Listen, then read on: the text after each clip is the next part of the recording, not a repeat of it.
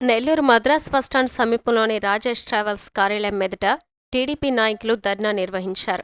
ఈ ధర్నాలో పాల్గొన్న కోటంరెడ్డి శ్రీనివాసరెడ్డి, ప్రమాదంలో జిల్లాకు చెందిన 5గురు మృతి చెందిన జిల్లా మంత్రులు కానీ, అధికారులు కానీ ఏమాత్రం పట్టించుకోవడం లేదంటూ ఆవేదన వ్యక్తం చేశారు. బాధిత కుటుంబాలకు పరిహారం చెల్లించాలని ఆయన డిమాండ్ చేశారు. రాజేష్ ట్రావెల్స్ 5 లక్షలు, ప్రభుత్వం 10 లక్షల రూపాయల పరిహారం అందజేయాలని ఆయన డిమాండ్ చేస్తున్నారు. మాఫియా చూసాం, రక్త మాఫియా చూసాం, కార్పొరేషన్ మాఫియా చూసాం, చివరికి ప్రైవేట్ బస్సులు మాఫియా చూస్తున్నాం. మీకు అందరికీ తెలుసు రాష్ట్రంలో ఎన్ని బస్సులు తగలబడిపోతున్నావు, ఎంతమంది ప్రజలు చచ్చిపోతున్నారు. నిన్నైతే రాజేష్ ట్రావెల్స్ బెంగళూరులో 5 మంది చనిపోయారు. 2 ఇంజనీర్లు ఉన్నారు, ఒక చిన్న పాప ఉంది, ఒక కుటుంబం ఉంది. పొదలకూరు రోడ్లో మానస అనే గర్భవతి వాళ్ళ ఇళ్ళకి బెంగళూరులో కుటుంబం వెళుతుంటే 20 సవర్లు బంగారు కూడా మాయం చేశారు. మరి వాళ్ళు చనిపోతే ఈరోజు ఏం లేదని చెప్తున్నారు వాళ్ళ భర్తకి. మరి ట్రావెల్స్ వాళ్ళు నూకేశారా?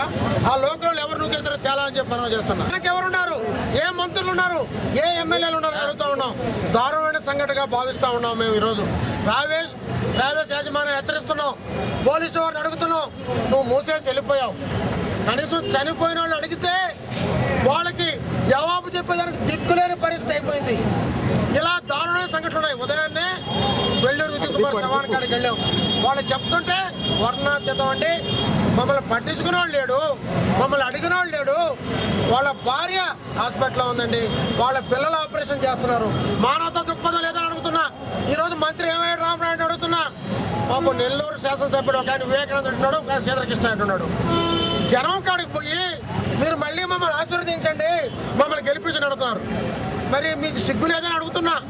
ఇంతమంది చచ్చిపోయారు, ట్రావెల్స్ మూసేసి దాముకుంటున్నారు. కనీసం విచారింపు లేదా, వాళ్ళ స్టేట్మెంట్ లేదా? మేము ప్రైవేట్ ట్రావెల్స్ని ఒకటే అడుగుతున్నాం. రాజేష్ ట్రావెల్ తరఫున 5 లక్షల రూపాయలు మీరు ఎక్స్గ్రేషన్ ప్రకటించాలని డిమాండ్ చేస్తున్నాం. ప్రభుత్వాన్ని ఒకటే డిమాండ్ చేస్తున్నాం, 10 లక్షల రూపాయలు మీరు ఎక్స్గ్రేషన్ ఇవ్వాలని చెప్పి ఈరోజు పట్టణ తెలుగుదేశం పార్టీ డిమాండ్ చేస్తుంది. 2-3 గంటలు కవర్ చేసుకునే దానికి డ్రైవర్ మితిమీరిన వేగంతో తోలి ఈరోజు ఈ చావులకు కారణమవుతున్నారు. దీనికి రాష్ట్ర ప్రభుత్వం ఒక పద్ధతి, ఒక పాడు లేకుండా ఈ ప్రైవేటు బస్సుల ఓనర్లతో కుమ్ముక్కయి కోట్లాది రూపాయల చేతులు మారి ఈరోజు ప్రజల ప్రాణాలను హరిస్తూ ఉన్నారు.